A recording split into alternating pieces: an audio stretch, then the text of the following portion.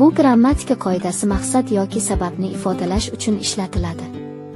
U fe'llar bilan qo'llanadi va undan keyin qildi, bormoqda, keldi kabi fe'llar bilan ishlatiladi.